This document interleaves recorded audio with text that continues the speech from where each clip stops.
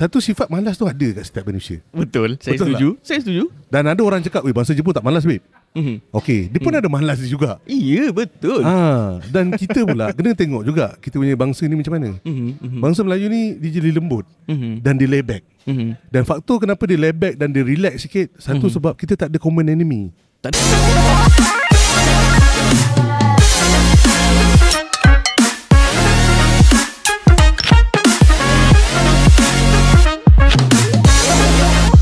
Assalamualaikum warahmatullahi wabarakatuh. Waalaikumsalam.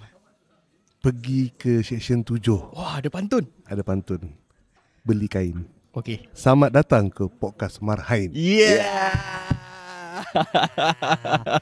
Kalau aku dah jual pantun ni, Alamak. kau kena jawab.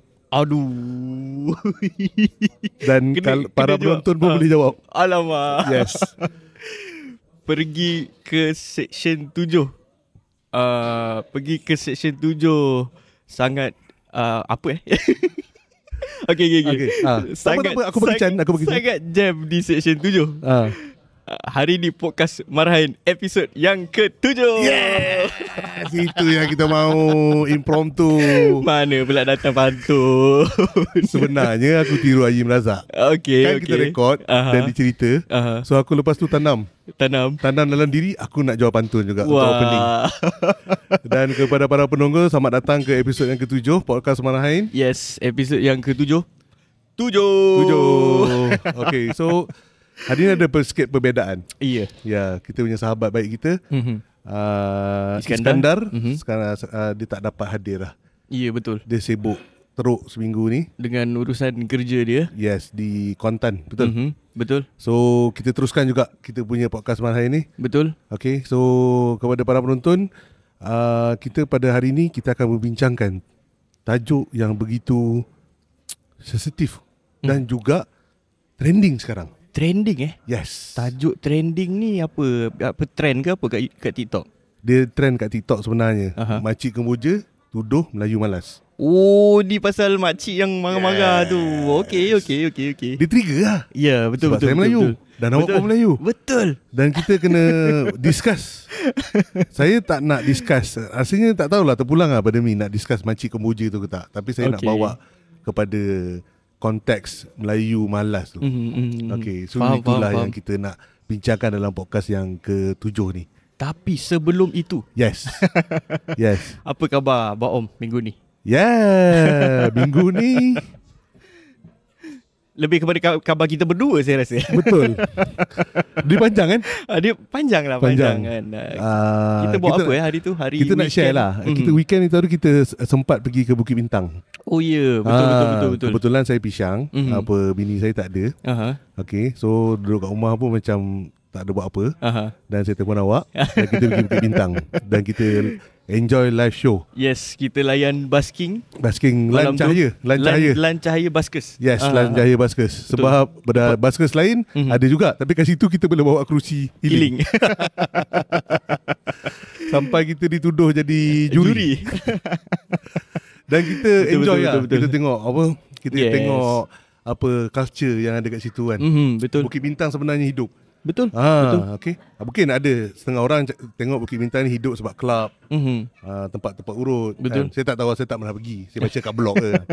Okay. And then tapi sebenarnya dari segi public entertainment tu ada. Betul. Dia ada baskers. Betul. Dan yang best ni, kalau tak silap saya, baskers ni tiap-tiap malam. Betul. Betul. Tiap-tiap malam ada bob sentuhan, ada baskers-baskers yang lain juga hebat-hebat semua. Cuma malam tu kita orang pergi dekat depan CIMB Betul. Depan CIMB dan kita orang lepak situ lah.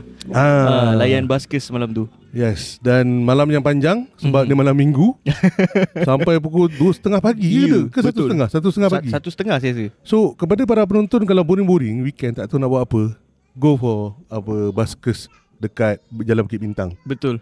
Cuma dia punya masalah dia jam. Ya, betul. Parking. Yang kedua parking. Lepas tu memang penat lah nak tengok apa baskers ni. Betul. Dia macam apa yang dekat awal-awal yang awak tunjuk kat saya tu memang ada. Dah padat kan? Betul, padat. Memang kat belah depan tu memang padat dengan orang lah.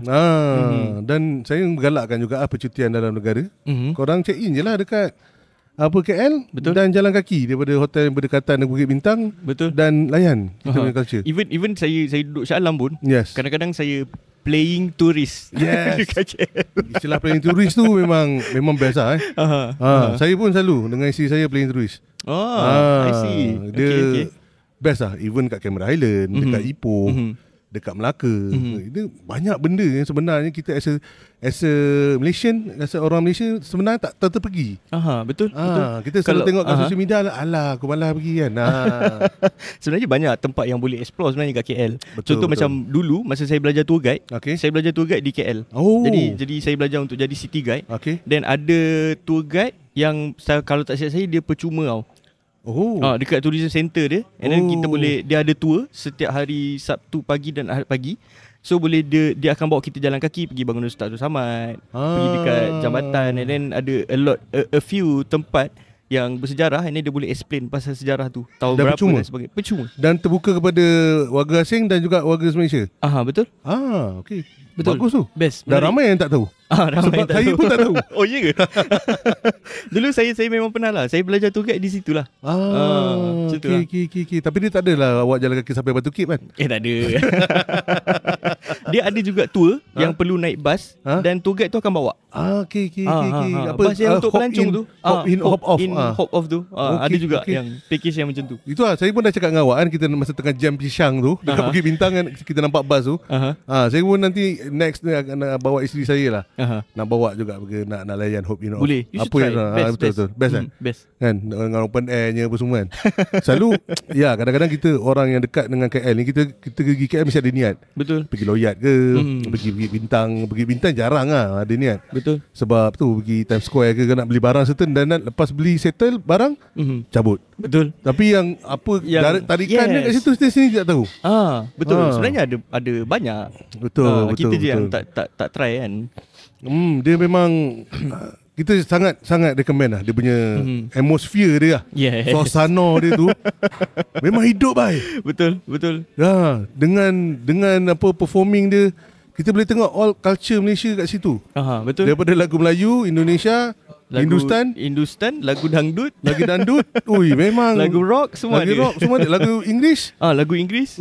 Memang gila Betul. Best malam tu best. Nanti kita repeat lah. Kita repeat lagi Betul. Tak payah pergi. Tapi next kita bawa kamera. Betul. Kita bawa kamera, mungkin kita boleh share sekali dekat para penonton. Yes. Betul. Dan korang dah tengok kita dah pergi sana. So benda ni pun kita memang shout out juga kepada Lan Cahaya Official. Betul.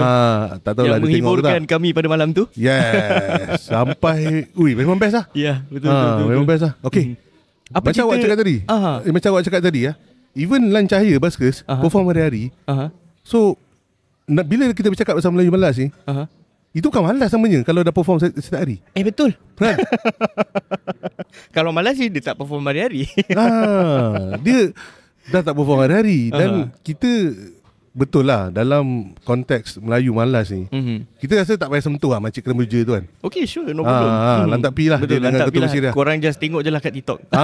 Korang boleh search kat TikTok. Tengoklah drama tu dekat TikTok. Patutnya dia dah buat statement, tapi dia tak adalah tuduh semua. Dan saya nampak benda ni sebagai dia punya marketing. Betul. Dia video-video dia memang viral sikit. Dia selalu hamun, marah. Selalu marah staff dia lah. Konon-kononnya lah. Konon. Dan nampak dia marah pun memang dia ni seorang yang pemarah. Betul. So benda ni dijadikan konten. Okay. So mungkin ada benda dia marah betul, ada benda dia buat-buat. Okay. And then benda ni pula terbawa-bawa sampai ke polemik, ke kontroversi. Dia menuduh Melayu Malas dan dia mengaku dia tu orang Kemboja dan Kemboja lagi rajin daripada Melayu. Something like that dah. Yes, betul. So itulah yang kita nak bahaskan malam ni. Yes. Betul. Kepada para penonton tu cari kat TikTok kalau tak faham kita minta maaf sebab kita tak boleh nak insert pula video makcik tu semua. Sebab benda ni dah report polis, dah membabitkan panjang. Dah menjadi panjang. Betul. Lepas tu dah minta maaf, anak dia pula pergi top up balik. Betul. Saya tengok tu video tu. Dah bila nak habis kan? Biarkanlah makcik Kemboja tu. Sekarang kita cerita pasal Melayu Malas. Melayu Malas. Saya biasa dengar sebenarnya Melayu Malas. Betul. I mean like benda tu common things yang orang Melayu dengar dekat Malaysia terutamanya. Betul. Kita selalu dengar Melayu ni malas lah. Tapi sebenarnya benda tu bagi saya tak valid dan tak relevan. Tak relevan. Sebab kalau kita tengok orang Melayu kita malas, kalaulah Melayu betul-betul malas, takkan kita ada negara yang sehebat ini sekarang. Betul. Negara kita mundur seperti negara-negara yang mundur. Saya tak nak cakap betul. Tapi negara kita sentiasa rising dan sentiasa bagi saya hebat, makin hari makin hebat. Betul. Saya kadang-kadang kan, saya respect orang yang berniaga burger di tepi jalan. Hujan, ribut, panas, dia tetap berniaga. Lan cahaya, dia menyanyi setiap malam. Sampai saya tekak dia tu, mungkin dia ada simpan 5. Hari ni pakai tekak ni, esok tekak ni kan, dekat tu kan. So dia menyanyi ni pun menggunakan walaupun energy kan. Betul. Dia tak ada sekadar nak entertain saja. Betul. So memang politician macam Tun Mahathir pun ada cakap, Melayu mudah lupa, Melayu malas. Tapi apa yang saya nak cakap, saya ada terbaca dekat ruangan internet, saya tak ingat siapa yang mention. Kalau nak kata pasal malas, kita Malaysia, Melayu di Malaysia memang akan ada yang malas. Betul. Tapi kalau Melayu yang dekat luar negara, memang kita tak nampak yang malas. Betul. Sebab survival tu.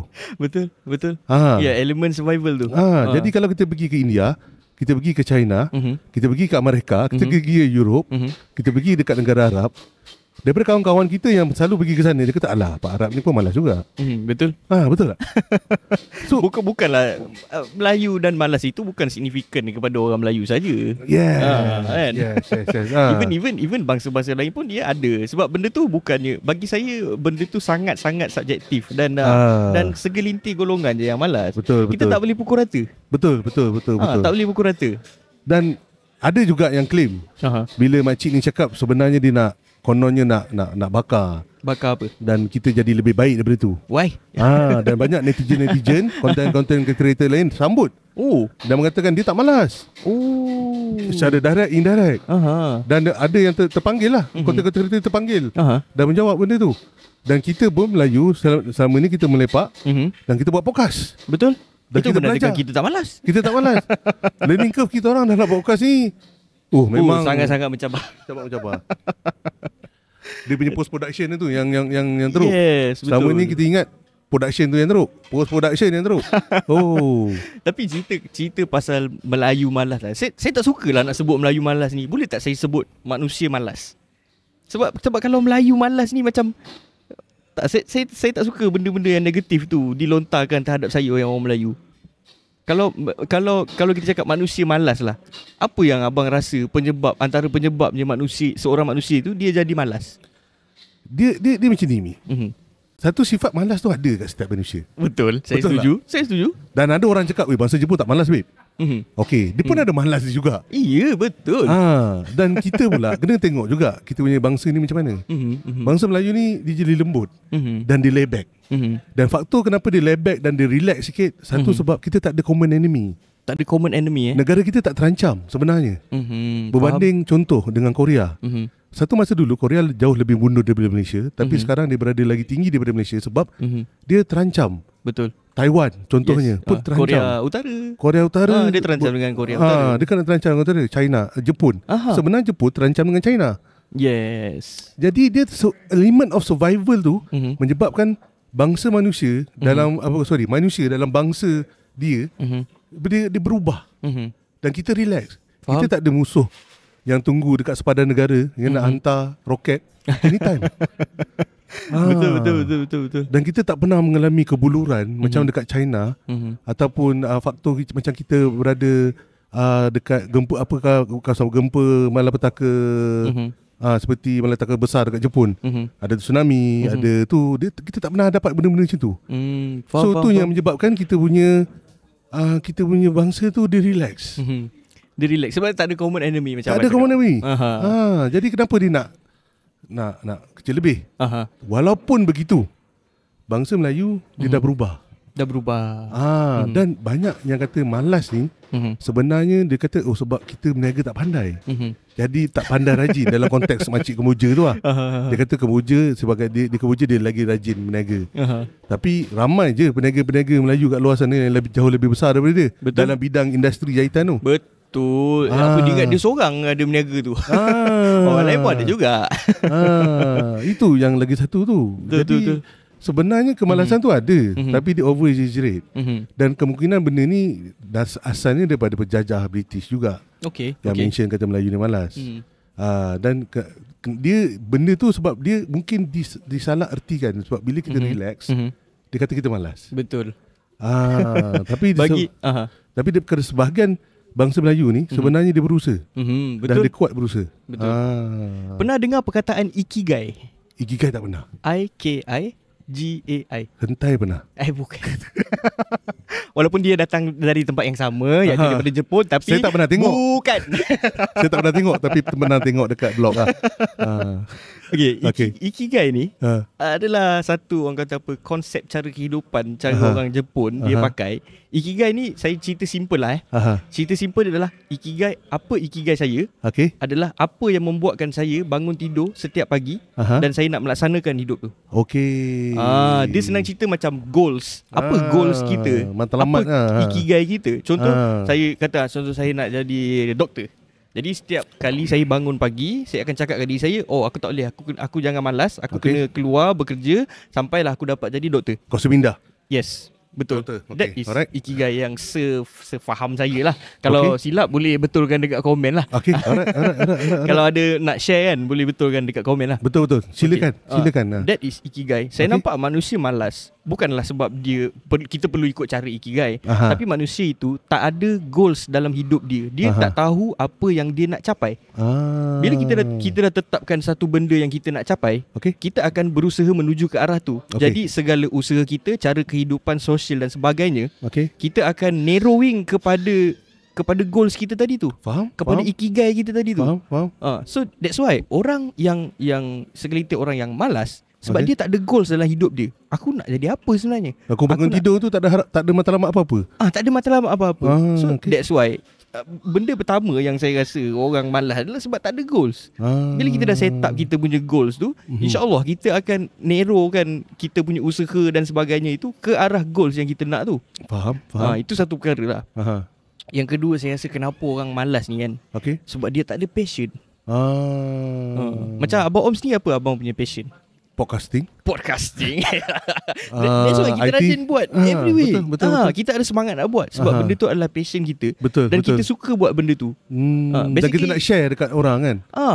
Bagi saya macam ni, hidup ni tentang apa yang kita suka buat. Betul. Bukan apa yang kita tak suka nak buat. Betul. Bagi saya simple. Kalau kita suka apa yang kita buat tu, kita suka, jadi kita akan ada semangat untuk hidup. Dan kita berbalik kepada malas, dan sebab tu kita tak malas. Sebab kita ada passion tu. Dan saya faham ramai orang dia ada passion yang berbeza-beza. Contoh macam ada seorang ni dia suka main golf.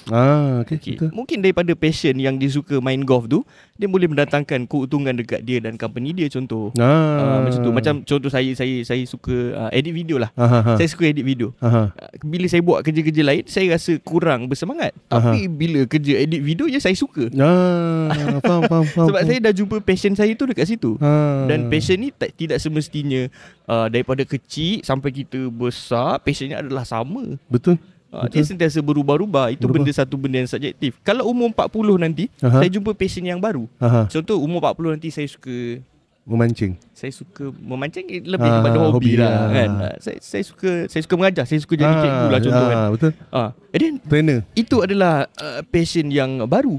Dan bila saya dah ada passion, saya dah tahu daripada passion saya membawa kepada goal saya tadi, ikigai saya tadi. So daripada situ saya akan narrowkan usaha saya, kehidupan sosial saya, matlamat saya ke arah narrowing ke arah goals itu tadi. Betul. So that's why untuk bagi saya, untuk mengelakkan malas, kita kena faham apa kita punya passion dulu. Betul. Tapi tuduhan Melayu malas ni kadang-kadang tak adalah nak kata tak berasas. Betul. Certain sektor. Contohnya yang dituduh Melayu malas ni, contoh dekat perniagaan, Melayu malas nak berniaga. Tapi saya tengok lately perkembangan lah. Saya dah agak berusia sikit. Bangsa peniaga Melayu tu makin lama makin ramai. Betul. Dan daripada dulu Melayu hanya kontraktor. Tapi sekarang kita ada yang daripada IT, IMIKA contohnya. Dan banyak lagi sebenarnya. Saya tersentuh IMIKA lah.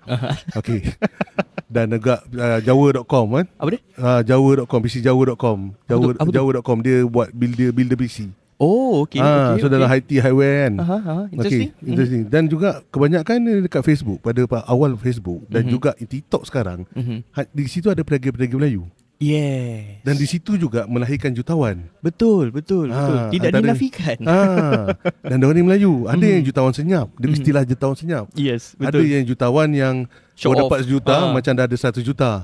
Betul. Tapi tak kisah, itu permainan diorang. Yes. Betul. Betul. Jadi dari sektor tu. Jadi bila katakan dari sektor pekerjaan, contoh macam ada orang kata kaki tangan kerajaan ni agak malas. Satu sebab environment yang dibuat tu, because macam contoh dekat environment yang dicipta adalah berdasarkan tahun 60-an. Satu pegawai ada 3 kerani. Jadi dia share lah dia punya workload kan. Betul. So penjawatan tu bila kerani tu ataupun pegawai tu bersara, dia isi lagi baru. Dan menjadi sumber pendapatan. Betul. Jadi rakyat Malaysia pula menjadi rasakan dia secure. Jadi dia rasa dia destinasi pertama untuk untuk dia bekerja. Sekarang dia pilih sektor kerajaan. Betul. Dan kalau cerita pasal malas ni lah tadi kan, ada satu benda saya nak tambah. Kalau cerita pasal kerja dan workload, kita ada satu perkataan, pernah dengar burnout?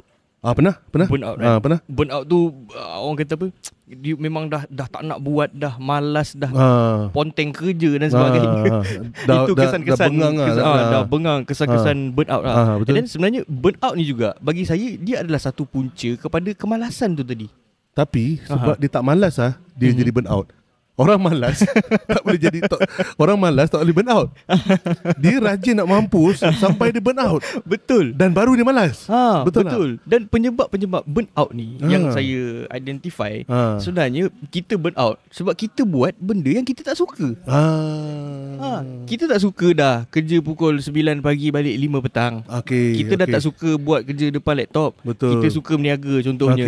Atau kita suka goreng tempe. Saya tak tahu kenapa, tapi itu yang lalu. Tapi kita suka goreng tempe. Contoh, kita suka goreng tempe. Jadi kita tak suka buat benda yang kita buat sekarang. Kita tak suka kerja yang kita sekarang. Sebab tu kita rasa burn out. Betul. Burn out tu datang daripada kita buat benda yang kita tak suka. Jadi nasihat saya, kalaulah ada viewers, pendengar-pendengar yang selalu rasa burn out di tempat kerja mungkin, ataupun mungkin dah burn out dengan anything dalam kehidupan, hubungan ke apa ke, dah rasa burn out, then better mengakhirkanlah burn out tu. Bagi saya macam tu lah. Sebab dia recover cepat lah. Sebab dia tak akan menguntungkan kita. Kita ibarat pendam perasaan marah, perasaan negatif dalam hidup kita, dan benda tu akan makan diri kita. Betul. Better jangan burn out. Bercutilah sekejap. Go explore the world. Betul. Dan saya sebenarnya dulu saya pernah dalam fasa burn out. Okay. Saya pernah dalam fasa burn out. Saya tak suka buat kerja apa yang saya buat tu. Jadi apa saya buat? Saya pergi ke Indonesia. Saya ikut kawan saya pergi ke Indonesia. Backpacking ke apa? Backpacking. Lebih kurang lebih kurang backpacking lah. Saya ambil cuti sekejap, and then saya burn out bukan bermakna saya mengatakan yang kau kena berhenti kerja, tak. Macam tu. Tapi kadang-kadang kita explore the world. And then saya pergi ke Indonesia. Daripada situ saya belajar banyak benda daripada backpacking. Dan menyebabkan saya jatuh cinta ke Indonesia tu adalah disebabkan saya ke sana masa saya burn out. Saya dapat tengok banyak gelagat manusia. Saya dapat belajar culture yang berbeza, bahasa yang berbeza. Jadi daripada situ datang jatuh cinta saya dengan Indonesia. Bukan semata-mata sebab bahasa yang selalu saya gunakan bahasa Indonesia. Bukan. Enggak juga. Jadi ada banyak perkara yang saya buat di Indonesia dan menyebabkan saya jatuh cinta lah dengan orang-orang Indonesia. Betul. Itu memang betul tindakan apa yang awak buat tu. Awak ambil take off, awak take a leave kejap, dan holiday. Mindset awak daripada kerja awak beralih kepada benda lain. Bercuti. Sebab macam otak kita macam span. Macam awak pernah cakap, otak kita macam span. Bila kita absorb, dah itu nak gimana kan? Betul. Dia bertakung je kat situ. Gelas tu dah penuh. Jadi tak apa, tuang je gelas tu dulu. Tuang ke tempat lain. Ambil masa. Betul. So saya pula nak mengajak para penonton dengan GB juga. Sebab kita kena faham susu galuh, kita punya masyarakat Melayu ni. Masyarakat Melayu dulu kan banyaknya petani. Betul. Jadi mindset ni macam saya cakap kerja kerajaan tu, first destination orang, kau belajar tinggi-tinggi, ada diploma, ada degree, ada master, kau kerjalah kerajaan. So daripada bangsa petani dan terus jadi bangsa bergaji, gajian apa lah, salaryman lah. Faham? Okay, dia bila jadi salaryman atau salary woman. Okay, lepas tu jadi nak ke bangsa meniaga tu, dia another generation tau. Faham? Dia another step. Another step lah. Dia tak di sini, bukan dia tu. Dan kemudahan untuk dan kesedaran untuk kita Melayu berniaga ni, macam Tuan M pernah cakap dalam podcast KJ, tiba lalu. Okey. Okey. Saya berminat nak tahu. Okey. Sebab dia kata masa tu dekat kota Alustar Kedah, apa dia kata ada satu je kedai Melayu. Ada satu je kedai Melayu. Ada satu je kedai Melayu. Dan saya rasa pada waktu tu Melayu ada dua. Satu yang antara dia petani, dia askar ke polis, ataupun dia bergaji lah, dia salaryman atau bekerja dengan kerajaan. Okey. So kenapa pada waktu tu adalah kita punya kesedaran untuk berniaga tu lambat. Faham. Dan pada waktu tahun sekarang, tahun 2000, generasi paling tinggi kebanyakannya baru generasi kedua yang berniaga. So kalau katakan Jimmy satu hari nanti berkahwin, dan Jimmy sekarang dah berniaga, betul? Dan dah menjadi salah satu usahawan, dan you ada anak, tu baru generasi yang kedua yang menjadi peniaga. Berbanding macam tu. Berbanding dengan bangsa lain, especially macam bangsa Cina, dia dah jadi 5 generasi yang dah berniaga tau. Betul. Jadi macam mana orang tu nak berniaga, benda tu dah built in dalam dia punya unit kekeluargaan. Abah dulu kerja sewa mesin construction. So anak dia tiba-tiba nak buka kafe kedai kopi. So dia dah tahu lah sepak terajang dalam ni. Yes, betul. Sebab daripada susu galur dia tu dah berniaga daripada atuk dia, daripada moyang dia, daripada apalah atas pada moyang lah. Jadi bila orang selalu tuduh kita sebab kita tak berniaga tu sebab malas, ni antaranya lah. Jadi kita kena tengok juga, kita punya bangsa Melayu ni menjadi peniaga, budaya berniaga ni menjadi bangsa peniaga ni baru paling tinggi 2 generasi. Second generation lah. Dan ada juga yang third generation. Dan ada, kita pun tahu kadang-kadang first generation kaya raya, lepas tu anak dia dah tak minat nak teruskan, jadi terputus. Faham. Ada juga parent, dia dah jadi peniaga yang bagus, tapi dia sekolahkan anak dia pergi ke luar negara, jadi doktor, jadi arkitek. Jadi lepas tu doktor dan arkitek dia, jadi dia seronok untuk bekerja dekat dalam bidang dia sebab dia minat buat benda tu. Jadi tapi perniagaan dia sendiri tak ada siapa yang nak mewarisi. Betul. Dah habis lah legasi perniagaan tu. Yelah, dah habis lah. Sebab anak-anak dia tak minat berniaga. Betul. Anak dia minat lagi makan gaji mungkin. So tu yang salah satu isu yang orang kata dasar yang pasal apa Makcik Kemboja ni lah. Mungkin dia dekat, sebab Makcik Kemboja ni pun kita kena tengok survival dia. Dia lahir di Kemboja dan dibesarkan di Malaysia. Betul. Jadi survival dia datang sini, dia kena berniaga. Dia ada dia punya big why dia. Kenapa dia tu? Betul. Manakala the rest of dia kena dalam mode survival. Kalau aku tak berniaga, aku tak boleh majukan hidup aku. Betul. Saya percaya ni, kalau kita ni dijampak, tiba-tiba ni kita dijampak di Kanada. Mungkin podcaster kita kali 10. Mungkin 2 hari sekali buat. 2 hari sekali buat. Sebelum kita podcast, dah ada 50 buku surat dia punya manuskrip apa yang kita nak cakap. Sebab survival dulu. Betul. Sebab mood survival tu akan keluar. Aku kalau tak buat benda ni, siapa lagi nak tengok podcast aku dalam podcast aku bahasa Melayu. Kan kat Kanada pula tu. Betul. Okey. So itu antara benda je lah. Apa tuan. So kita juga kat dalam Malaysia ni, kita tengok anak muda lah. Pun dia macam ni lah, yang kelakar ni kan. Masa generasi bapak kita, masa dia orang kecil, dia orang dengan parent dia orang pun dituduh malas. Betul. Kita pula dah kahwin, ada anak, kita tuduh anak kita lagi malas. Betul tak? Never ending macam tu. Aku sekarang kalau ada anak, dan anak aku tengah sekolah, aku untung lah sekarang aku buka ChatGPT, kau dah boleh buat homework. Kau dah boleh buat. Zaman aku Google pun tak ada tau, ChatGPT pun tak ada. Yang ada tu library. Itu pun jauh kan. Nak kena study group. Limited access. Limited access. So itu dia perubahan tu berbeza tau. So betul. Bila dah kata anak muda tu malas, sebenarnya dia punya makin lama makin mudah. Dan pasal tu antara komplain yang kita nampak pada hari ini adalah kita punya syllabus makin lama makin susah. Saya pernah tengok syllabus anak saudara saya matematik. Okey. Saya tak kerti buat. Dah lah saya lemah. Memang tak kerti buat. lagi tak tahu. Dia totally different world. Dia punya level of difficulty tu betul tinggi. Dan dia bukan macam kita sekolah dulu. Bukan. Kalau silibus yang sama, jadi sama lah. Kita boleh jawab lah, kita boleh bantu anak saudara kita sekolah rendah tu. Betul, setuju. Sekolah rendah saya tak tahu apa dia belajar ni. Ini MMed ke apa? Jadi itu antaranya. Yes. Itu makin lama dia upgrade. Jadi diorang pun makin mudah juga. Saya tak ajar lah dia. Korang pakai lah ChatGPT ataupun kau pakai lah online resource. Tapi di kalangan student pengajian tinggi sekarang, penggunaan ChatGPT untuk menyiapkan dia punya assignment telah meluar luasa. Yes. Zaman saya di GPT dulu tak ada. Internet pun 3G, bukan 3G. Sebelum tu apa? 2G. Apa lah? 2G ke apa lah? 1G. H ke apa lah? Dia GPRS apa? Bukan. GPRS. Ada lah dia punya tu. Dia punya bahasa dia kan. Pop up apa semua. Sekarang kebanyakannya telco dah bagi unlimited data. Betul. Kau Google je lah. Google je, selesai. Dulu nak mengharapkan wifi daripada asrama. Betul lah. Dah kalau dah asrama tu ada 800, wifi besar mana dia nak tanggung tu? Memang sangat limited lah access dulu kan.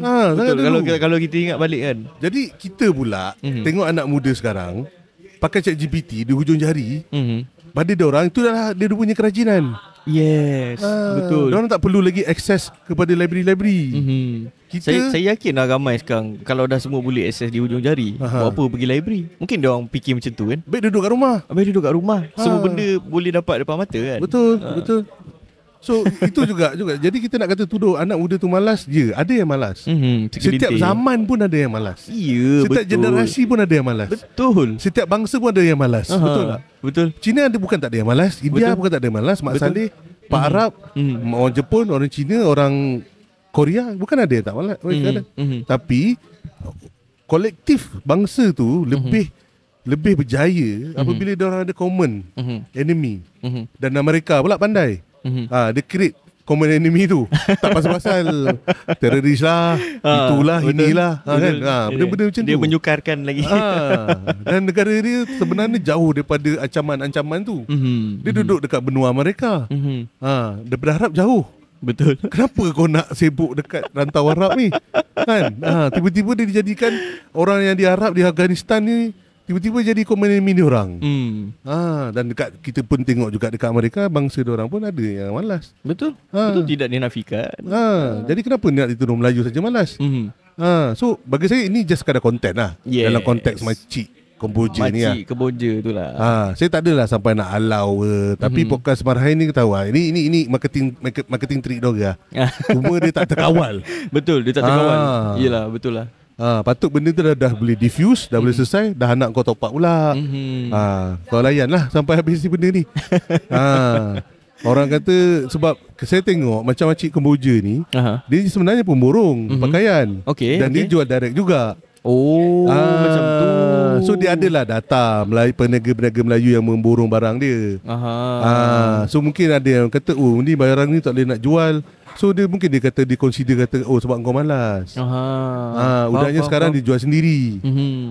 Sampai ke Singapura pun dia jual sendiri. Saya tengok dia punya video-video kan. So nanti kau rasa lah. Okay, saya rasa kita break dulu sekejap. Boleh kita break dulu sekejap. Dan kita akan sambung balik kita punya perbincangan pasal Melayu malas ni sebentar lagi.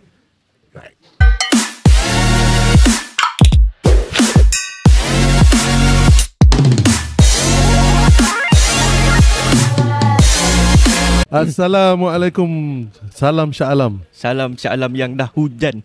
Yes.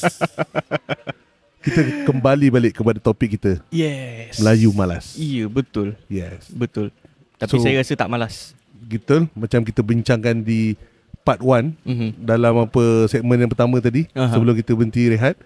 dan kita pergi ke segmen yang kedua. Betul. Kita sambung perbahasan kita. Macam parlimen. Okey tak? Kita sambung bahas saja. Tapi sebenarnya lah Amin, bila awak cakap pasal parlimen kan, parlimen sebenarnya lagi teruk. Asal kita lagi sopan daripada parlimen. Iya betul. Betul tak? Betul. Kalau kita tengok sedutan-sedutan daripada parlimen kan. Betul. Berebut mic ni tu lain macam. Iya. Sampai kena halau dia keluar dewan pun ada. Betul. Mungkin nak ada pertandingan siapa paling bijak kot. Yes. Tapi itulah kita harap ada di parlimen lepas ni bersidang, tolonglah fikirkan pasal negara. Tolakkan sangatlah. Dah pilihan raya dah habis. Ya, betul. Betul. Dah sampai masa kita buat kerja untuk rakyat. Betul. Dan kau lontarkanlah apa benda-benda yang membina kepada kerajaan. Kalau awak daripada blok pembangkang, betul, dan kerajaan terpaksa lah buat benda tu. Janganlah semua benda nak dipolitikkan. Betul. Memanglah korang politician, tapi dalam masa sama nak kena bawa perbincangan yang membina. Betul. Setuju. Ini orang tu katakan daripada blok kerajaan buat benda betul pun awak pangkah, tak setuju, tak sokong, dan awak je yang betul. Susah lah macam tu. Susah lah kan. Jadi pasal malas tadi lah kan. Pasal malas tadi, macam saya ambil contoh diri saya sendiri lah. Okay. Kalau saya malas, macam mana saya nak buang kemalasan saya tu? Okay. Mungkin ada pendengar atau Abang Omzi tanya. Betul. Macam mana nak buang kita punya kemalasan di dalam diri? Cuba awak share kepada para penonton. Sebab matlamat kita punya podcast adalah memberi manfaat. Ya, betul. Daripada sudut pandangan rakyat biasa. Betul. Kita orang ni biasa-biasa je, tapi adalah benda yang kita orang nak share kepada korang. Yes. Semoga memberi manfaat. Saya tekan, silakan ni. Ya. Ada juga yang itu. Ada juga. Okey, kalau saya ambil diri saya sendirilah. Okay. Macam mana saya nak buang malas kalau saya bangun pagi contohnya? Rasa berat. Rasa berat, malas lah nak pergi kerja, malas lah nak keluar. Yalah, sebab kerja saya fleksibel. Jadi saya perlukan disiplin yang tinggi. Okay. Sebab kalau macam katalah saya bekerja di office, di pejabat yang di kantor yang ada established, bos yang akan bising, HR yang kena paskan. HR yang kena paskan. Jadi saya lebih kepada mencipta disiplin diri saya sendiri. Okay. Sebagai contoh lah, saya ambil contoh. Kalau saya contohlah saya ambil malas nak cuci baju. Okay, saya malas nak cuci baju. Yalah, saya kan duduk seorang-seorang. Jadi kadang-kadang saya malas nak cuci baju. Apa yang saya buat adalah saya tetapkan deadline. Walaupun benda tu sekecil-kecil cuci baju. Saya tetapkan deadline. So awak ada hari yang nak tak nak awak akan hantar baju untuk Adobe. Awak cuci sendiri? Saya cuci sendiri. Okay. Saya tetapkan deadline. Saya tetapkan deadline. Walaupun cuci baju tu perkara yang kecil kan, tapi saya tetapkan deadline. Nak tak nak baju ni aku kena cuci sebelum hari Jumaat. Contohnya macam tu. Bila kita dah tetapkan deadline, kita yang create sendiri deadline kita. Dan kat situ datangnya disiplin dalam diri tu bagi saya lah. Macam tu. So bagus tu Mi, bagus tu. Awak set deadline. Maknanya ada macam jadual lah. Ada jadual lah. Bila kita dah buat jadual ni, dia akan lagi mudah lah. Saya pun nak share jugalah. Boleh tak saya share juga? Sebab saya dah kerja dalam creative industry. Dari department marketing. Wah. Benda marketing ni memang dalam creative industry. Dan memang kreatif. Dan juga saya punya kerja adalah dalam creative industry. So sebenarnya agak sukar sebenarnya. Dan bos saya juga fleksibel lah. Kalau terlambat sikit ke apa ke kan, kau nak cuti ke apa ke kan. So macam mana saya nak jaga disiplin saya adalah saya selalu letakkan diri saya akan lebih baik daripada hari ke hari. Ataupun setiap projek ke projek. Dari segi creative work tu kan. Dan saya akan selalu ambil reference. Walaupun ada kekangan. Kadang-kadang kita buat proposal, kita submit dekat Big Boss. Big Boss kata, nope, faktor kos, faktor masa. Dia rasa macam melampau-lampau. So kadang-kadang dan saya tak pernah putus asa dalam buat proposal saya. So kalau katakan proposal saya di reject pada tahun ni, saya kadang-kadang boleh submit with another style tahun depannya. Dan saya tetapkan dalam diri saya kena jadi lebih baik daripada hari semalam. Itu quote yang saya rasa saya nak pinjam daripada Abang Om. Jadikan hari ini lebih baik daripada semalam. Betul? Hari semalam. Kalau tak ada hari pun, kalau kita buat, kadang kita buat kerja yang berulang kan. Katakan hari ni kita buat kerja editing lah contohnya. Kita buat editing video. So hari ni video kita tak ada efek. Tak ada color grading lah. Tapi next video saya tambah color grading. Wah, macam tu lah. Macam korang tengok, kita ada special montage lah sekarang. Wah. Nak mention juga. Sebab nanti kalau ada orang yang tengok episod ni saja, cuba korang tengok episod yang pertama, montage kita macam mana. Betul. Betul. Kita dalam learning curve lah. Dalam learning curve. Yang penting kita on the right track. Yes. Kita sentiasa improve kita punya podcast. Dalam podcast pun kan. Dari segi delivery, persembahan. And then lagi satu, saya kalau saya nak buang kemalasan saya, simple je. Saya avoid extra commitment. Yang datang, itu pun satu benda yang ni juga. Dia akan membebankan kita. Kalau macam kawan-kawan saya, kawan-kawan rapat saya, dia akan tahu ada satu perangai saya yang dia orang ni tak suka perangai saya tu. Abang rasa apa dia? Awak bangun lewat? Tak. Habis tu saya bangun awal. Yang saya tak suka adalah angkat call. Betul, saya perasan. Agak sukar. Saya orang yang paling susah untuk jawab call. Saya suka orang berhubung dengan saya melalui WhatsApp. Macam tu saya lagi suka.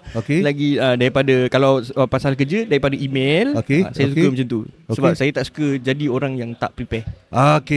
Faham. So cerita pasal avoid extra commitment tadi tu. Kalau kita ada terlalu banyak komitmen pun menyebabkan kita jadi malas. Betul. Semua benda ada. Tak tahu nak start. Tak tahu nak start. Semua benda kita nak buat. Jadi avoid benda-benda yang kurang penting bagi diri kita. Bagi saya, ceritalah pusing kot mana pun, kita kena utamakan diri kita dulu. Kalau tidak kat situ lah akan jadi burn out lah, akan jadi malas lah. Jadi benda-benda negatif. Sebab kita ada extra komitmen. Macam tu. Tapi bukanlah bermaksud saya tak angkat call tu saya tak suka dengan abang, atau saya tak suka dengan kawan-kawan saya. Tapi tu style awak. Itu style saya. Betul. Saya pula, kalau awak perasan, saya jarang jawab WhatsApp. Saya akan trigger kalau awak call. Okay. Kalau saya buka phone tu, saya akan buka phone untuk perkara penting. Tengok update dekat social media, baca artikel, baca blog, apa semua. Tapi saya tak letak notification WhatsApp tu sebagai notification yang priority dekat dalam saya punya handphone. Sebab terlalu banyak. Terlalu banyak yang grup-grup yang makcik-makcik yang forward 18 kali benda yang sama. Itu grup community. Grup community kan. Dia mengganggu sebenarnya. Betul. Yang tiap pagi hantar Assalamualaikum. Selamat pagi. Selamat pagi, doa. Baguslah. Bagus. Bukan kita tak suka, tapi dia bukan satu priority bagi kita. Tapi dia akan mengganggu. Dan kita pula pergi berjawab, terima kasih cik. Dah tak kerja dah. Dia pula sambung, anak sihat ke apa-apa. And then tadi abang ada cakap pasal anak muda sekarang. Betul. Pelajar sekolah, betul tak? Pelajar sekolah tadi. Ya, pasal sekolah mesti muda. Yang tu tak masuk sekolah dah. Ya, betul. Betul juga. Jadi pasal sekolah lah tadi kan. Kita nak cerita pasal anak muda yang malas. Sebenarnya bagi saya, yelah macam abang cakap tadi, sekelintir je anak muda yang malas. Dan ramai anak muda meniaga, bekerja, bangun pagi, tak kisahlah buat kerja apa sekalipun. Tapi itu dah menunjukkan yang diorang tidak malas. Sekolah dan berniaga pun ada. Yang sekolah dan berniaga. Betul. Sebenarnya masa sekolah dulu pun saya ada berniaga juga. Jadi awak tak malas. Betul. Abang tahu saya berniaga apa? Berniaga apa tu? Pemadam. Saya beli banyak-banyak kat Giant. Lepas tu saya jual kat kawan-kawan kelas saya. Awak pusher pemadam Saya pusher pemadam masa tu. Okeylah. Kalau kita cerita pasal anak muda kan, apa namanya, dia dikaitkan dengan malas tadi. Dan benda tu bagi saya tidak, bukan, malas itu bukan jati diri kita lah sebagai rakyat Malaysia sebenarnya lah. Betul tak? Betul kan? Malas tu bukan satu benda yang ada tertanam dalam diri kita lah sebenarnya.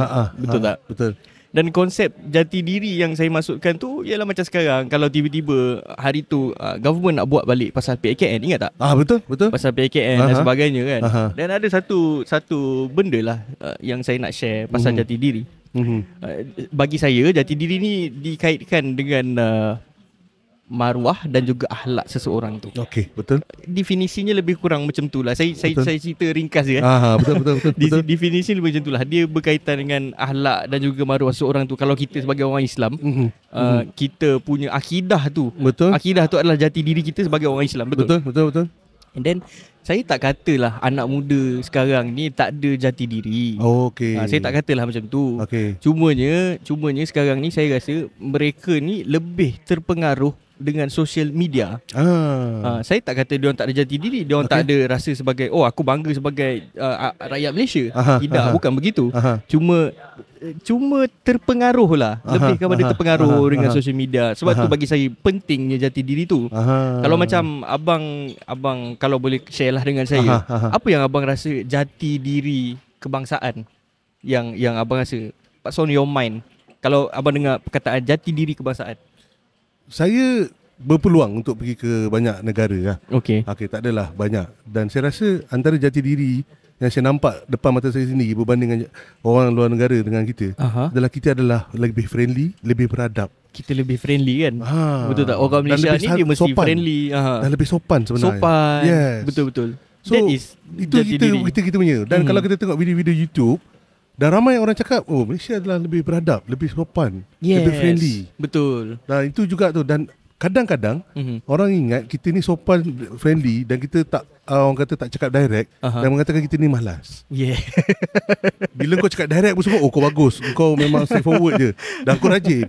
Betul. Kadang-kadang orang boleh macam dia boleh misunderstood misunderstanding dalam hal benda ni.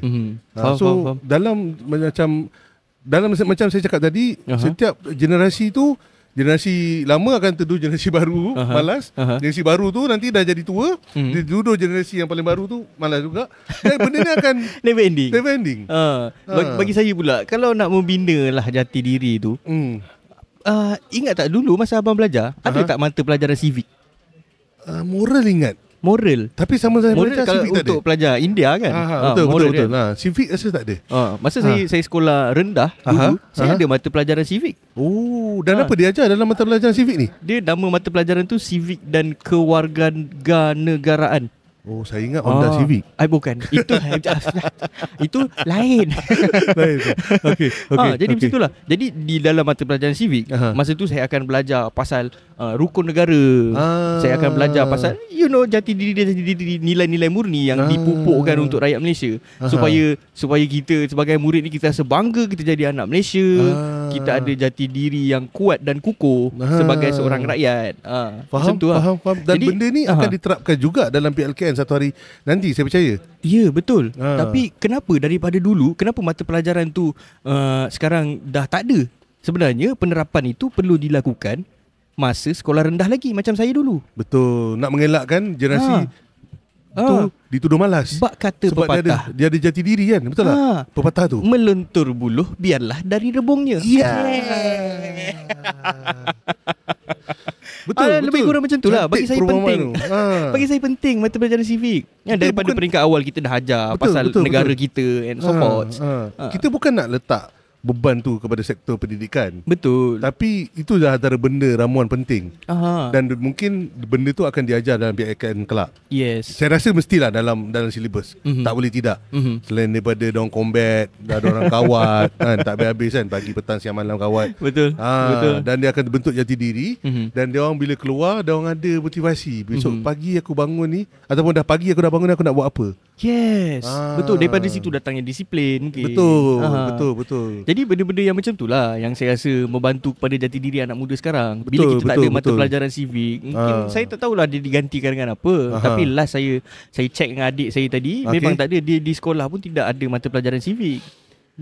Saya tak tahulah kenapa dia dimansuhkan mata pelajaran tu. Cuma bagi saya mata pelajaran tu penting untuk membina jati diri, terutamanya anak muda sekarang. Betul. Tapi saya baru terlintas antara benda yang kawan daripada luar negara saya cakap. Sebab saya selalu berurusan dengan luar negara. Kadang-kadang dia tanya apa kita punya waktu operasi. Dan kita juga banyak cuti perayaan. Malaysia adalah negara yang banyak cuti. Paling tinggi di dunia. Ya, betul. Dan benda ni dia cakap, korang tak kerja. Macam mana kerja dah boleh settle kalau korang cuti macam ni? Something like that. Saya cakap, it's a culture because we have multiracial. India pun berhak cuti, yang ni pun yang cuti. Betul. Di negara-negara lain, bangsa lain tak cuti perayaan diorang tidak diiktiraf sebagai cuti negara. Yes, mungkin dia negara yang berbilang bangsa, tapi dia tidak mengetengahkan cuti bangsa lain. Tapi negara barat dia ada cuti sama, dia boleh tahan panjang. Kalau kita hitung macam lebih kurang kan? Iya, betul. So itu antaranya lah. So dan kita pula, rakyat kita memang saya rasa improving lah. Sebenarnya dia improving. Betul. Jangan letakkan kata malas. Katakan you nak jadikan modal tu untuk membakar semangat generasi baru Melayu dan generasi yang sedia ada, it's okay lah. Buat lah apa yang you buat, tapi you tanggung lah macam Kemuja ni dapat. Betul tak? Betul. Dan bagi saya, kalau kita anak muda yang ada jati diri, dia takkan terpesong dan dia takkan terikut-ikut dengan budaya negara lain. Sebab jati diri tu dah ada, benda tu dah ditanam. Aku orang Malaysia, aku kena sopan santun. Contoh, betul. Aku orang Malaysia, aku perlu hormat menghormati. Itu nilai-nilai mulia yang diajar dalam mata pelajaran civic yang saya cakap tadi. Jadi kalau benda tu sudah ada dan tertanam dalam diri anak muda, dia tak ada masalah for the rest of dia punya life. Tak ada masalah untuk menjadi seorang rakyat Malaysia yang bagus. Faham? Sebab tu bagi saya dia penting, dia sangat-sangat penting bagi saya. Tak, ada juga pihak yang menuduh kata jati diri Malaysia terhakis. Contoh konsert Coldplay pada malam ni. So korang mengagung-agungkan artis barat. Tapi sebenarnya yang korang yang cakap ni, kalaulah kita, negara kita mengamalkan dasar pintu tutup, macam Korea Utara, korang jangan kata Coldplay. Raihan pun susah nak dapat. Konsert Raihan pun kau jangan tengok lah, harap nak tengok. Betul. Sebab tu saya cakap tadi, dalam konteks jati diri ni, kalau kita ada jati diri, kita tak perlu takut dengan apa benda perkara yang mendatang. Betul. Kita tak takut dengan apa orang kata trend-trend di TikTok yang bukan budaya kita. Kita tak takut sebab kita punya rakyat, kita dah ada jati diri kebangsaan tu. Betul. Kita takkan terpesong je lah. Tapi saya rasa benda ni makin sebenarnya makin menebal. Kalau kita tengok kan, satu gerakan Keretapi Sarung. Keretapi Sarung, ya betul. Yang berbudayakan Melayu. Berbudayakan baru ni. Okey, kalau kata ni budaya Melayu. Tapi kalau cuba awak tengok juga, satu lagi adalah perayaan Hari Kemerdekaan. Penuh, babe. Betul. Berbilang bangsa yang turun, tengok perarakan macam tu kan. Perarakan. Saya tak sempat nak tengok tahun ni lah. Tapi pada tahun lepas saya nak cerita lah. Saya dengan isteri saya memang suka benda ni. Okay. So pada tahun ni kita tak sempat tengok sebab kita orang kena ada kenduri saudara kebetulan. So kita orang kena hadiri kenduri tu lah. Okay. So pada belah pagi dia nikah kan. So kita saudara kena datang lah. Tapi pada tahun lepas kita orang free. Kita orang drive. Saya drive daripada pukul 5 pagi dia keluar dari rumah. Awal betul. Sambutan kemerdekaan tu dekat Dataran Kemerdekaan KL. Okay. Sampai pada pukul 6.30. 6.30 pagi. Sebab cari parking semua kan. Okay. Dan sampai ke Jalan Tar. Jalan Tar, dan untuk duduk dekat laluan perarakan kemerdekaan dah penuh. Ui, dah penuh. Pukul 6.30 dah penuh. 6.30. So maknanya kat situ kita menunjukkan rakyat Malaysia masih lagi bersemangat, cinta akan negara itu tinggi. Betul tak? Betul. Dan penuh, sepenuh-penuhnya sampai di BKL kata pokok diorang banyak dirosakkan. Wah. Sebab dia jangan rosakkan pokok. Tak, kenapa Mi? Sebab orangnya terlampau ramai. Okay. Dia ada letak kerusi stage. Okay, untuk orang tahu. tengok. Yang portable. Tak cukup. Dan rakyat Malaysia yang datang tengok terlampau ramai sampai dia kena duduk dekat divider. Dan basin di BKL ni pula dia pergi tanam lah pokok yang cantik sebab KL kan. Yelah. Dan dia punya penonton duduk atas pokok tu. So pokok tu akhirnya dia dibijak-bijak. Akhirnya dia dibijak. So dari segi pihak berkuasa pun satu masalah. Dia tak dapat jangkakan kehadiran begitu ramai orang. Saya kalau overcrowded lah masa tu. Kalau lah perarakan tu ada artis Siti Nurhaliza, M. Nasir menyanyi dekat atas lori dan dia orang nak tengok, tak apa. Tapi ini perarakan kenegaraan. Dan orang suka tengok benda tu. Gila. Betul. Kita punya semua jabatan-jabatan berkawat kan, ada semua. ada demonstrasi. Betul. Abang Bomba yang betul-betul viral. Abang Bomba. Saya yang paling suka kalau perarakan kemerdekaan ni, saya suka tengok jet dengan helikopter. Betul. Dan ramai negara menggunakan benda tu sebagai alat propaganda untuk melengkapkan jati diri dia punya rakyat. Yes, betul. Yang tu saya setuju. Betul. Especially kat Amerika, Korea. Betul. Memang dia buat filem-filem ketenteraan untuk menaikkan semangat jati diri. Dan saya pun sebenarnya pernah sebab tengok cerita Top Gun yang first, saya nak jadi fighter pilot. Tadi abang ada cakap pasal konsert Coldplay. Betul. Percaya atau tidak, kita tak perlu takut dengan konsert Coldplay. Kalau kita semua ni dah ada jati diri yang mantap. Betul. Kita tak takut dengan TikTok. Betul. Dengan trend-trend di TikTok yang bukan budaya kita pun. Yes. Macam itulah. Jadi dan lagi satu benda pula, pembinaan, bagi saya pembinaan jati diri kebangsaan itu, dia perlu merangkumi semua etnik dan sub-etnik di Malaysia lah. Kita tidak tinggalkan rakan-rakan kita di Sabah dan Sarawak. Betul tak? Jadi pembinaan jati diri itu penting, walaupun dia duduk di Sabah dan Sarawak, bukan di Semenanjung, masih lagi mengamalkan jati diri kebangsaan yang saya cakap tadi. Betul. Saya nak contoh juga pasal konsert Coldplay. Coldplay dapat free airtime daripada kita hari malam ni. Konsert Coldplay setahu awak lah, berapa ringgit dia punya tiket dia? Paling murah 300 something. 300. Dan kalau korang tengok share, kalau korang tengok, bukan share, kalau korang tengok orang share update pasal konsert TikTok pada malam ni, semestinya kebanyakannya adalah Melayu. Betul. Kalau diorang tak rajin cari kerja dan ada duit, bayar tiket Coldplay, memang takkan sampai diorang kat konsert Coldplay tu. Betul tak? Betul. Itu yang kena yang belakang-belakang. Betul. Yang kat depan-depan ni pun Melayu juga. Habis diorang semua merampok bank, samun orang dekat tengah jalan. Betul. Dan adalah cakap ada orang ambil banyak duit mak bapak. Tak, cuba tengok nanti orang yang datang tu, ada orang yang bekerja sendiri dan sanggup pergi dan membayar sejumlah wang yang begitu besar. Iya, betul. Untuk melihat artis antarabangsa. Kalau tak kerja, mana nak dapat duit nak beli tiket Coldplay? Yes. Dan orang bukannya malas. Ya, betul. Kesimpulannya adalah kita rakyat Malaysia, kita bukannya malas. Kita dalam arus pemodenan. Betul. Kita dalam arus pemodenan. Pasal tu mungkin kerajaan buat PLKN untuk melengkapkan lagi jati diri dia. Betul. Sebab di sekolah terlalu terbeban. Saya tahu Kementerian Pendidikan Malaysia sangat terbeban. Sebab dia orang rasa bertanggungjawab untuk mendidik anak generasi sekarang untuk masa depan. Betul. Jadi PLKN step in. Kementerian Pertahanan step in. Okey. Dan juga badan-badan NGO pun sebenarnya ada juga yang buat pasal jati diri ni. Sepertinya saya tengok dekat Kedah. Sejarah Kedah tua yang lama tu diceritakan kembali. Wow. Kepada kepada anak-anak muda generasi baru sekarang. Dan setengahnya saya terpesona mendengar sejarah lama tu. Sebab sejarah lama tu tak tertulis dalam buku teks sekolah menengah saya. Betul lah. Dan orang yang saya paling respect, orang tu boleh research benda tu. Dan setengah material yang dia baca dan dia buat reference tu adalah daripada luar negara. Bukan daripada Malaysia. Kalau Melayu malas, memang tak keluar benda tu. Betul. Kita akan ditanamkan dengan sejarah-sejarah yang ada di negara kita je. Dan sekarang ni saya nampak movementnya. Dulu kita sering dimomokkan dengan Melayu ni kalau dekat Melaka.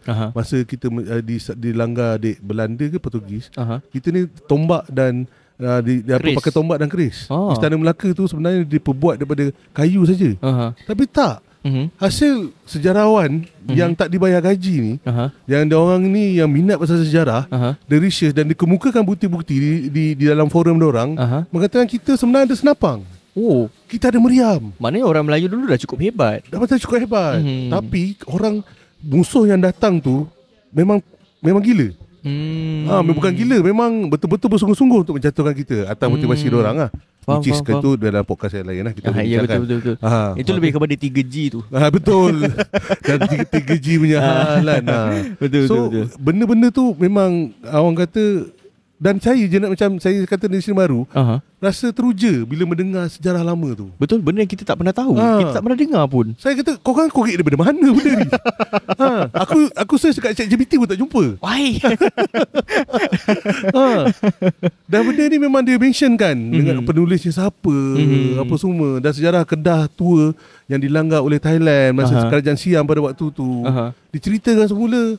Merupakan kita sebenarnya mempunyai peradaban yang cukup matang pada waktu tu, tapi dimusnahkan oleh kuasa-kuasa luar.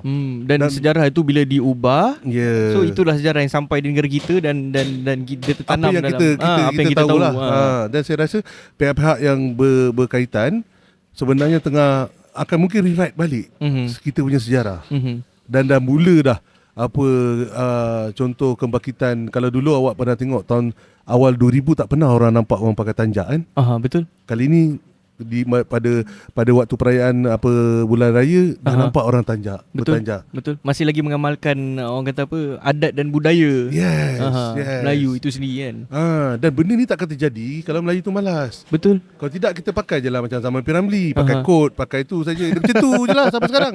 Tapi evolusi tu sebenarnya berkembang, berkesat. Dari segi sudut fashion, kita sebenarnya saya nampak lagi dekat dengan Melayu berbanding pada tahun 50-an, 60-an berbanding yang sekarang. Betul. Kalau cerita pasal fashion kan. Yes. Dulu saya suka saya bukanlah suka bertanjak. Bukanlah hari-hari saya pakai tanjak tak. Tapi saya ada masa yang saya minat dengan tanjak.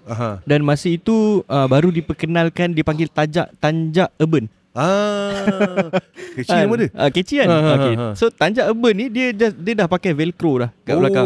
Dia tak perlu nak mengikat-ikat apa semua. Tapi masih mengekalkan rukun-rukun tanjak itulah. Dia ada tepaknya dan sebagainya. Macam tu ada lambaiannya. Macam tu lah. Jadi saya beli dan saya suka pakai dan saya bangga pakai. Terutamanya pergi keduri kahwin. Tapi silapnya saya pergi keduri kahwin. Orang suruh bersilat. Tapi memang betul ni. Sebab bertanjak itu sebenarnya bukan fashion lah. Bertanjak tu sebenarnya dipakai oleh para pahlawan. Betul. Orang kebiasaan dia pakai semutar. Kalau orang Kelantan cakap. Iaitu macam kain pelekat yang diikat dekat kepala. Kebanyakan macam kita sekarang kita tengok Melayu, kita tak ada headgear. Kita tak ada aksesori kepala. Tapi Melayu pada waktu dulu dia ada aksesori kepalanya. Semutar ataupun saya lupa apa bangsanya lagi satu. So dia pakai kain pelekat dan dia breathable. So dia tak sepanas macam tanjak. Tak semestinya kita dulu, orang Melayu dulu pakai tanjak tu pakai dia buat daripada songkit. Sebab songkit tu adalah pakaian kerabat diraja saja. Kita pakai kain cloth biasa kita buat. Dan kalau awak adalah pahlawan ataupun awak orang kata berdagang, baru awak pakai tanjak headgear tu. Sebagai simbol status kan, something like that lah. Masa tu setiap negeri tu ada tu. Kalau saya salah boleh betulkan lah. Betul. Menarik. Stand to be corrected lah. Menarik perbincangan kita. Tapi banyak kebiasaan kalau awak semak balik pada gambar-gambar lama, dia pakai semutar, dia pakai macam dia pakai macam tu. Dia some sort of macam tanjak. Tapi dia tak ada tinggi dan apa berfashion betul-betul macam tengkolok raja dulu bukan. Betul. Dan kebanyakannya yang orang yang pakai sekarang dia popularkan balik, saya pun sangat teruja lah. Tengok dia orang punya kerajinan. Betul. Apa membuat dan menjual. Betul. 10 tahun lepas tak ada orang buat benda ni. Betul. Kecuali keduri kahwin. Dan itulah sebenarnya kita punya identiti bangsa kita. Benda-benda yang macam itu dari segi fashion, bukan dari segi sosial saja. Betul.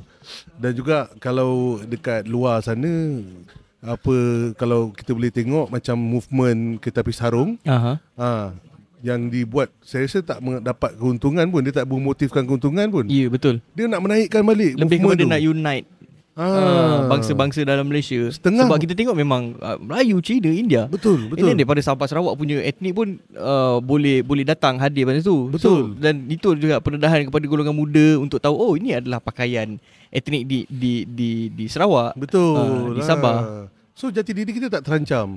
Bila orang tak berasaskan keuntungan, setengah bangsa dia buat something mesti berasaskan keuntungan. Betul. Okey, contoh macam Cina lah.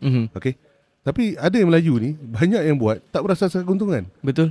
Contoh macam yang buat Kereta Api Sarung tu. Macam kita di Podcast Manahin. Yes. Sebab korang tekan subscribe. Percuma. Iya betul. Subscribe itu percuma. Komen pun percuma. Iya betul. Komen aja. Komen je. Betul. Dan share link kepada sahabat-sahabat korang, saudara mara, girlfriend, boyfriend, suami, betul, isteri. Betul. Kongsikan. Pun percuma. Betul. Pun percuma. Ya. Jadi teruskan share, silakan. Yes. Jadi kita di Podcast Manahin menyimpulkan ikatan yang tersimpul bahawasanya Melayu tu tak malas. Melayu itu tak malas. Melayu betul. tak malas dan sebenarnya dia sedang berkembang pesat. Betul. Untuk menjadi bangsa yang lebih baik daripada semalam. Betul. Menuju ke arah negara maju. Menuju ke arah negara yang lebih maju sebagai bangsa Melayu tu. Betul. Dan janganlah menyanyikan benda ni terlampau sangat sampai demotivated sesetengah orang. Betul. Contoh orang abang-abang Grab kita yang sekarang ni kita duduk di bawah bumbung hujan, minta maaf kalau termasuk dalam audio kita tak dapat cleankan audio. Diorang still lagi bekerja di luar. Betul. Mencari rezeki. Betul. Diorang tak lari balik rumah tidur masuk komputer, tak. Betul. Ada yang masih bekerja di luar. Betul. Ada yang masih lagi mencari rezeki dan menghantar makanan. Betul. Jadi kita memang salute lah. Salute, betul. Betul. Kalau dulu masa PKP dia orang ni diiktiraf sebagai frontliner. Betul. Frontliner. Dan orang yang bekerja dekat sektor kerajaan macam saya cakap tadi, ada juga yang rajin. Seperti dalam sektor kesihatan. Dia punya payment dia tu, gaji dia tak setimpal, tapi kerja dalam shift. Betul. Kadang-kadang lebih 12 jam. Betul. Dan melebihi daripada apa yang dibayar, apa yang ditanggungjawabkan. Tetap meneruskan tanggungjawab diorang. Dan diorang tak malas. Betul. Diorang tak malas. Kebanyakan doktor-doktor, nurse-nurse, memang kita salute lah. Betul. Kita memang salute lah. Memang kita respect. So banyak lagi lah. Kalau kita cakap rasa podcast ni boleh sampai 5 jam. Melayu jenis mana yang tak malas, kita buktikan satu persatu. Okey, sektor seterusnya nelayan, laut dalam. 7 hari 7 malam tak balik. Betul. Itu perlu campur dengan SWOT analysis. Betul. Bab tu tak payah sentuh lah. Kita dalam perkembangan tu kita ada satu projek. Betul. Kita jumpa satu superstar. Betul. Tapi superstar. Benda tu BNC lah. Ya, BNC lah I think. Tapi satu benda, satu pelajaran, bukan satu pelajaran, satu pengalaman yang baik. Betul. Satu pengalaman yang menarik buat saya dan juga Abang. Yeah. Dan disimpan akan diceritakan pada perbincangan yang tertutup. Jadi boleh kita gulung? Yes. Mi lah dulu. Okey. Kalau saya lah, saya sambung sikit tadi cerita pasal membina jati diri kebangsaan tu lah kan. Okay. Sebenarnya kerajaan main peranan. Dan ada peranan yang saya nampak kerajaan tak buat lagi. Contoh? Apa dia tu? Peranan dia adalah kontrol sosial media ni. Dia punya tahap, orang kata apa? Benda-benda yang boleh menjatuhkan kita punya bangsa.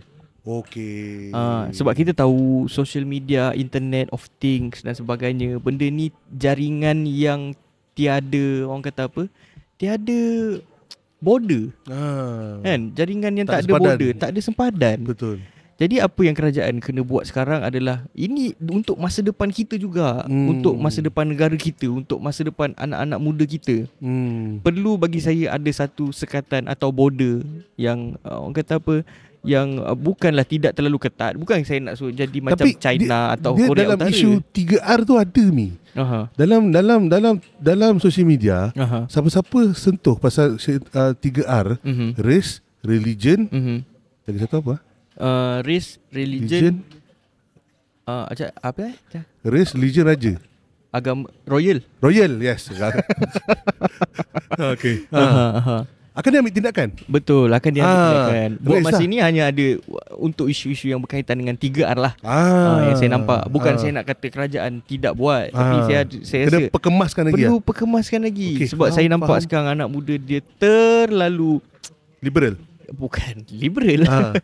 Liberal pun saya tak tahu words yang sesuai atau tidak lah. Tapi dia terlalu terikut-ikut dengan budaya barat. Jadi perlu ada border tu lah. Saya harap kerajaan buat lah. Saya pula di kesempatan ni nak mengatakan Melayu tak malas. Betul. Saya tegaskan banyak kali dalam podcast ni, Melayu tak malas. Betul. Saya nyanyikan banyak kali dalam podcast ni, Melayu tak malas. Betul. Dan dia sedang berkembang pesat. Seperti saya cakap tadi, Dan kita dari intervensi kerajaan pun perlu macam awak cakap tadi. Betul. Dan kita dari saya nampakkan benda ni dari intervensi dari sudut keluarga. Bila awak ada keluarga satu harian Timi, terapkan kerajinan tu penting. Betul. Dan betul. Tak adalah stereotip seperti keluarga-keluarga 80-an. Tak payah berniaga, tak payahlah buat teruk-teruk ni. Kerja je government. Kerja je government. Kalau kerja pun pukul 5 balik. Betul. So benda-benda macam tu kena terapkan dekat dalam kita punya sistem kekeluargaan tu. Dan sebab sistem kekeluargaan tu yang penting, yang untuk sebagai kepompong nukleus yang pertama, sebelum dia pergi ke dunia luar. Segalanya bermula daripada rumah. So di rumah. Betul. Didiklah anak sebetulnya. Jangan bagi dia malas. Mungkin lah betul lah ada setengah keluarga yang mampu mempunyai bibi, orang gaji apa semua. Tapi ajarlah ada orang untuk buat ada orang punya ilmu-ilmu kendiri tu. Basicnya benda tu. Setuju. Dan sebenarnya ilmu macam awak cakap, sampai hari Jumaat je basuh kain, setiap bulan, minggu pertama tukar cadar. Benda tu penting. Disiplin tu datang penting daripada keluarga juga. Dan itulah asas untuk mengelakkan kita terjerumus dalam lembah kemalasan. Yes, betul. Saya setuju. Saya setuju. Kita buanglah mindset Melayu malas atau perkataan Melayu malas itu sepatutnya tidak patut wujud pun sebenarnya. Yes. Betul. Yes, okay. So terima kasih kepada para penonton yang mendengar, yang sampailah ke saat ke 31 jamnya. Lebih kurang 1 hour. Terima kasih kerana mendengar. Walaupun pada malam ini saya Jimmy dan berdua saja dengan Abang Om. Betul. Kehadiran Is yang dinantikan tidak kunjung tiba kerana dia sangkut kat Kuantan atas urusan kerja dan perniagaannya. Betul. Dan tonton juga podcast ni yang akan masuk episod yang keempat ke yang kelima? Keempat. Keempat. Yang akan bersiaran. Betul. Apa kelak. Okay, just subscribe. Nanti on notification. Setiap kali kita akan premiere sebelum kita upload sebelum kita go live, you akan dapat notification ya. Betul. Subscribe itu percuma dan tekan loceng itu pun percuma. Yes. Terima kasih banyak-banyak kepada para pendengar dan penonton di podcast Marahin. Kita sangat menghargailah sokongan sampai kita dah episod yang ke-7. Betul, ke-7. Dan insya-Allah sokongan tontonan anda ni kami akan sampai ke episod yang ke-7,000. Betul. Tapi okey. Tapi okey. 7,000 tak siapa. Tak tahu siapa buat 7,000 episod kan. Tiap jam buat podcast ke apa? Tak tahulah. Ini podcast episod pertama, episod kedua. Dah tu dekat. Episod pertama, 2, dalam tak ada isi. Alah. Okey, itu cukuplah. Okey, cukuplah untuk malam ini. Terima kasih banyak-banyak kepada viewers. Yes. Okey, assalamualaikum. Bye bye.